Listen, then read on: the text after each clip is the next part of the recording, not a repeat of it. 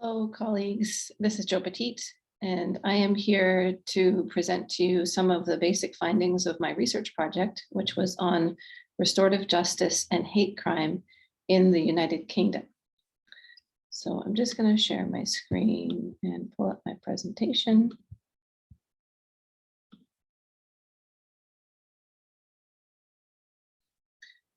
So restorative justice and hate crime in the United Kingdom, current context, special considerations, and best practices.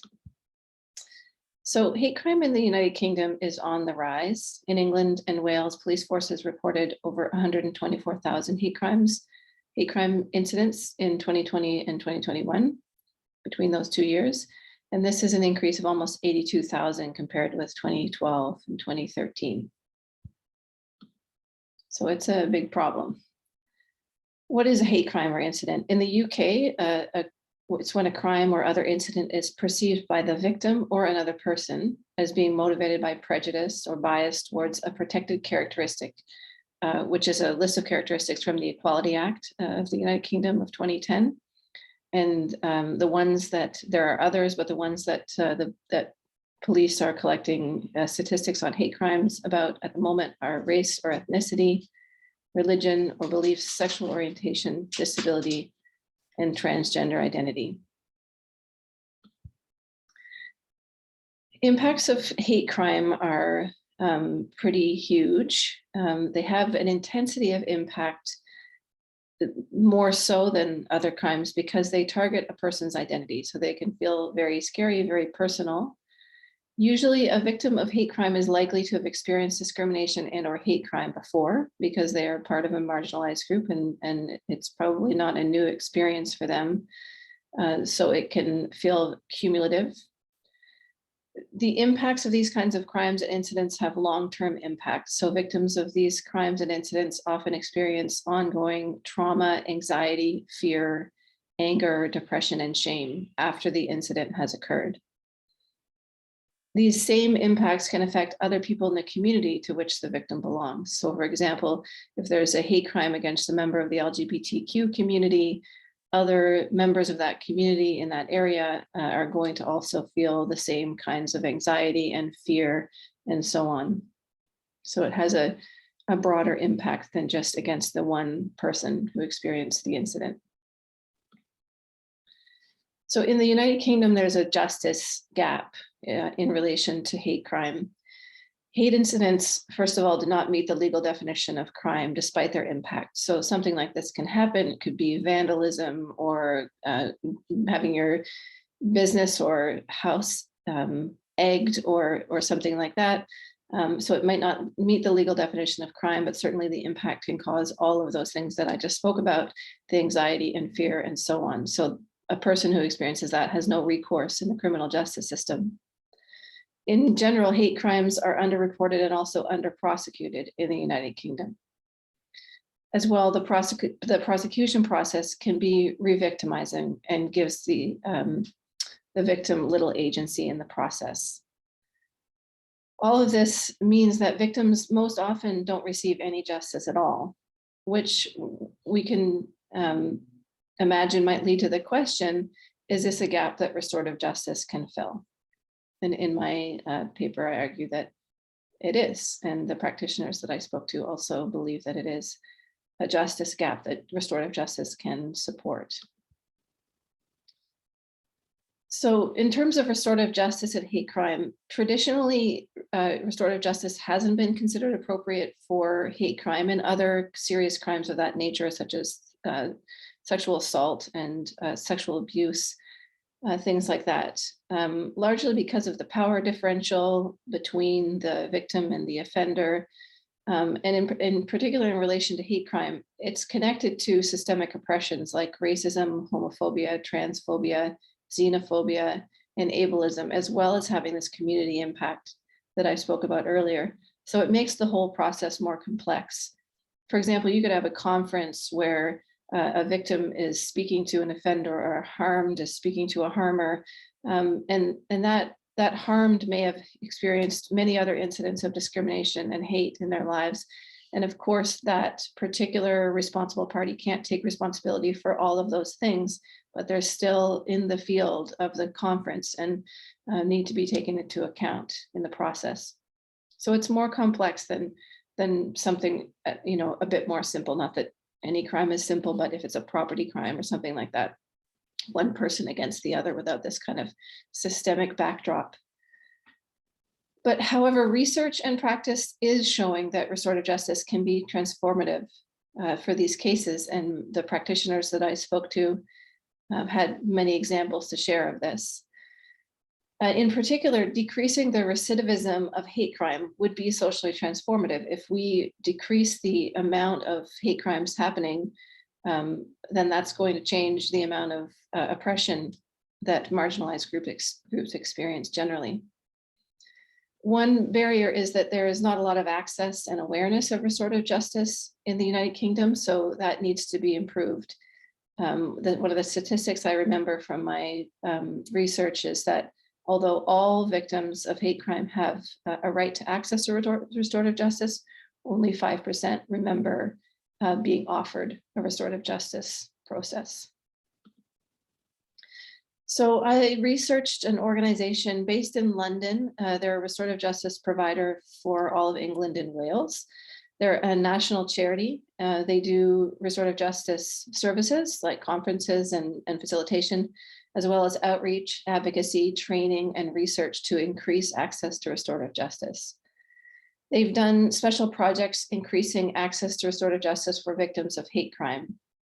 So the two practitioners that I spoke to had done special projects around all victims of hate crime from all of those special characteristics, as well as a specific project related to LGBTQ hate crime and another project specific to disability hate crime, in particular, people with learning disabilities and autism. So one of the cool things about this organization is they've partnered with other community agencies that represent marginalized communities to increase access to restorative justice. So they did a big partnership with Gallup, which is an LGBTQ advocacy organization in London, and they did a reciprocal trade of training. So the Gallup folks came and did some LGBTQ sensitivity training with the restorative justice facilitators and the trustees at YME. And YME came to Gallup and did a restorative justice training for the workers there. YME also has an innovative ambassador program where people who've been through a process of experiencing a hate crime and then going through a restorative justice process with YME speak to the public about their experience. So this is a way to get information about the possibility of doing restorative justice and what it's like to people in these communities who often don't have access or don't know about their access to restorative justice and who may have experienced these types of hate crime and not reported them. One gap that I noticed in my research and as I spoke to the practitioners and looked at the website for YME is that the facilitators, the practitioners who actually do the conferences and other processes with the people who have been harmed by hate crime are mostly unpaid. And in fact, both of the practitioners that I spoke to were part-time. So there doesn't seem to be a lot of paid work in this area. And one of the practitioners I spoke to mentioned that this is a barrier to access to facilitation and training to be a restorative justice practitioner for people who are already underrepresented in the restorative justice movement for many different reasons. So that's a problem that I think needs to be addressed, not just with YME, this is also across the UK.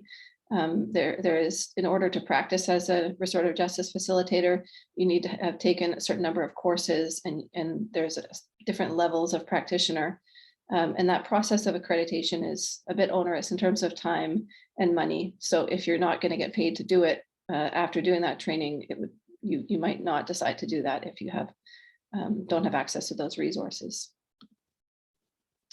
So I spoke to, as I said, two practitioners who both work and worked at YME, and also listened to a great conference presentation on facilitation with restorative justice and hate crime. And just some basics that I took down from those practitioners. The first is just had to have very respectful communication, sensitive in particular to these marginalized groups.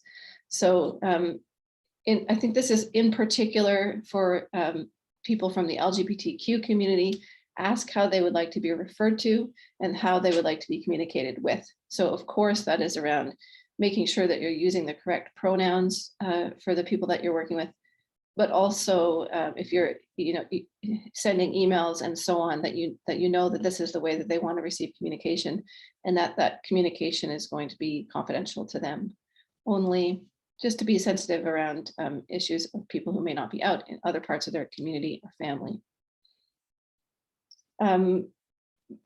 Definitely a theme that came up with these practitioners is don't re-traumatize. So already this person has experienced a hate crime. One is to stay connected so that they feel safe and supported in the process. And along with that, support the victim or the harmed party's agency and self-determination. Many of the practitioners mentioned good preparation and follow-up being very important. And the preparation would be also assessing whether moving to a full conference is going to be appropriate. And that's really about looking at and speaking to the harmer or the responsible party to make sure that they're going to be able to understand this conversation, that they've harmed the person with their act, and that they are not bringing with them, or their support people bringing with them into the conference any more of that hate or discrimination that was the original cause of the crime or the incident. And also, in the preparation to be aware, both as facilitators ourselves, but also that other people involved in the conference are aware of microaggressions that the harmed party could experience in the process. A final theme that came up with practitioners was to be mindful of practitioner bias. Of course, it would be difficult as a practitioner to, be working with within the context of hate crime. And one might be very much on one side of that. Obviously, if we're coming from an anti-oppressive or anti-racist approach, we do have a bias. But in the process of facilitating a conference, we have to be as impartial as possible so that everybody gets a chance to be heard. Obviously not with oppressive comments, but just from their experience. So one of the practitioners said she uses something called symmetrism, which I thought was interesting.